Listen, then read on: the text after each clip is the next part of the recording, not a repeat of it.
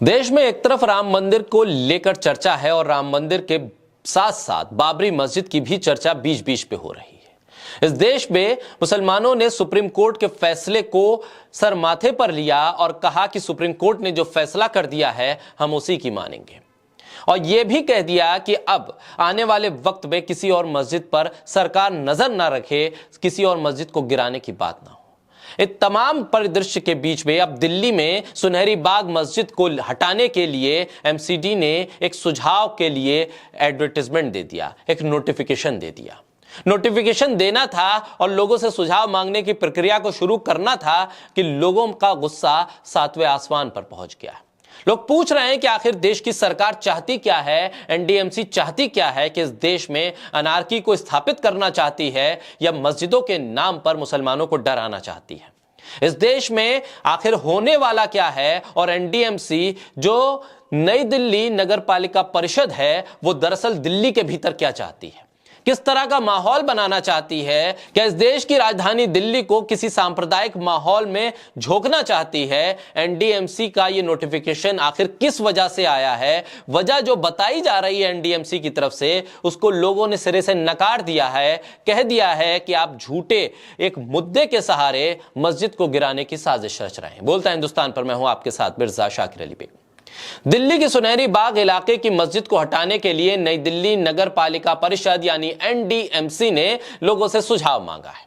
NDMC ने एक notification जारी किया है जिसके तहत लोगों को 1 जनवरी तक अपने सुझाव देने होंगे। एनडीएमसी के नोटिफिकेशन जारी करने के बाद सुझाव मेल के जरिए लोगों के सामने भी आ रहे हैं, जिसपे अधिकतर लोगों का सुझाव है कि मस्जिद को नहीं हटाना चाहिए, मस्जिद वहीं रहनी चाहिए, और मस्जिद को हटाने का विरोध लोगों ने मेल के जरिए किया है। सुनहरी बाग मस्जिद के इमाम अब्दुल अजीज ने अधिकारियों के जाम लगने के दावे का विरोध किया है और कहा है कि एनडीएमसी के साथ वो बैठक करेंगे और बताएंगे कि आखिर ये जाम वाला मुद्दा कहां से आ गया, और ये मुद्दा एक तरह से फर्जी मुद्दा है।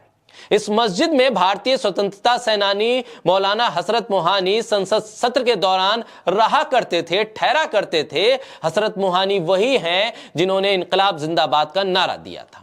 सुनहरी बाग मस्जिद के साथ इतिहास की कई यादें जुड़ी हैं, इसलिए यह मस्जिद नहीं हटाई जानी चाहिए। यह मस्जिद स्वतंत्रता सेनानियों का घर रह चुकी है, जिसमें सैयद फजलुल हसन उर्फ हसरत मोहानी शामिल हैं। इस मस्जिद को ऐतिहासिक और सांस्कृतिक दर्जा प्राप्त है और यह दिल्ली के 141 ऐतिहासिक स्थलों की सूची में भी शामिल है और इसे धार्मिक महत्व का दर्जा भी मिला हुआ है।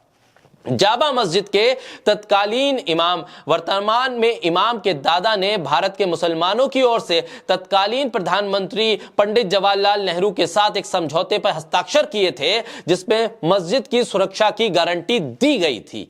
इस मस्जिद के बारे में 18 दिसंबर 2023 को दिल्ली हाई कोर्ट का एक फैसला आया था, जिसमें आश्वासन दिया गया था कि इस मस्जिद को कोई नुकसान नहीं होगा। न्यायालय के आश्वासन के बावजूद इसे तोड़ने के लिए जनता से राय मांगना क्या जनता को उकसाना नहीं है? क्या यह संवैधानिक नहीं है? क्या जनता को भड़का नहीं रही है एनडीएमसी? एक मस्जिद के नाम पर मस्जिद को एक जाम से जोड़कर इसे हटाने को सही साबित करते हुए एनडीएमसी क्या दिल्ली की जनता के बीच धार्मिक वैमनस्य नहीं फैला रही है? फिर इस मस्जिद का मामला अभी भी जब कोर्ट में विचाराधीन है तो फिर नोटिफिकेशन जारी करने का मतलब क्या है? इसलिए अंतिम फैसला आने तक एनडीएमसी को चाहिए कि मस्जिद के संबंध में अपनी बातों को वो कोर्ट में रखे, ना कि जनता की राय ले। इस राय से जनता में बेचैनी पैदा हो सकती है, माहौल दिल्ली का खराब हो सकता है। क्या यह जानबूझकर किया गया फैसला है?